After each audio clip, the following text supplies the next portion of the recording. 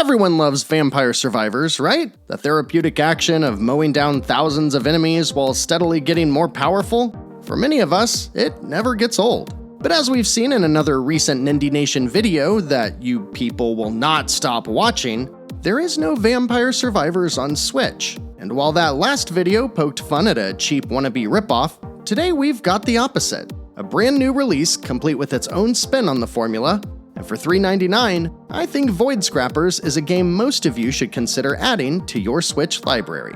Developed by 8-Bit Skull, a team of 3 previously responsible for 2021's Fates of Ort, it's almost as if they looked at Vampire Survivors and sought to trim the fat a bit in order to create a faster, more streamlined approach to the genre. And after tossing in a little coat of sci-fi paint, I think they did a great job.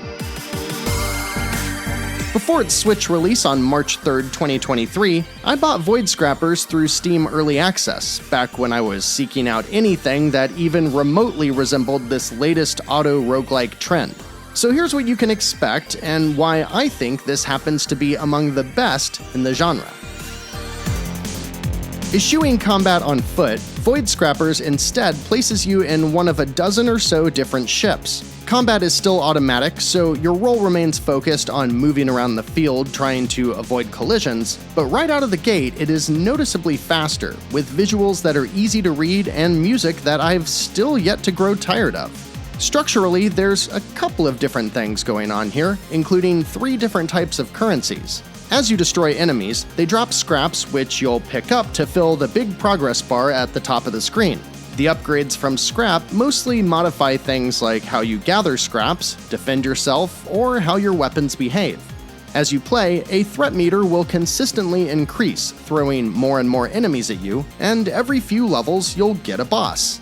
The boss is little more than a bullet sponge, but once it's defeated, you get the choice of 3 different weapons, which can range from cannons to lasers to spinning saw blades and all the other things you'd expect in a game like this. At the end of your run, you're granted points based on your final threat level, and that's how you pull points into permanent upgrades which cover everything from health to damage to movement speed and even a pool of auto-revives, all of which can be respec'd at any time. Does it do anything innovative or new? No, but what it does very well, with clear menus, easy to read and understand systems, and a fun gameplay loop that's easy to get lost in for any amount of time. I especially like how the weapons can be projectiles, lasers, or even said spinning saw blades, and how mixing and matching them can seriously change the flow of any given run. The pilots are all quite unique too, as some will automatically gather scraps in exchange for weaker firepower, some will give up their shields in order to deal double damage, and some do things like drop decoys which attract enemy fire or turn your weapons into drones that will chase down enemies. And many of these pilots, upgrades, and abilities will have various prerequisites, which help the game dole out tons of rewards early on, but make those final unlockables require a bit more strategy with how you design your build. It seems like we're on the precipice of having more games of this style than vampires there are to survive, but I'm pleased to say that while we don't have the official Vampire Survivors port, yet at least, Void Scrappers is an excellent substitute, and it has enough of its own identity to still be worth playing when we do see the OG receive its official port.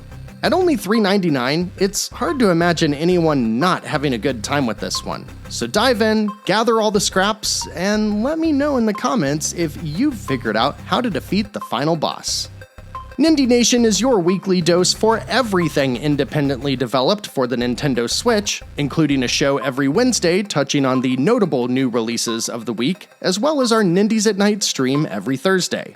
We've got a great group of fine, upstanding citizens hanging out over on the Nindie Nation Discord, and you can also follow us on Twitter. But if you want to see more content like this, and you want to help us grow, you know the drill. Subscribe to Nindie Nation, click the like button, and share this video with a friend who wishes they could play Vampire Survivors on the Switch.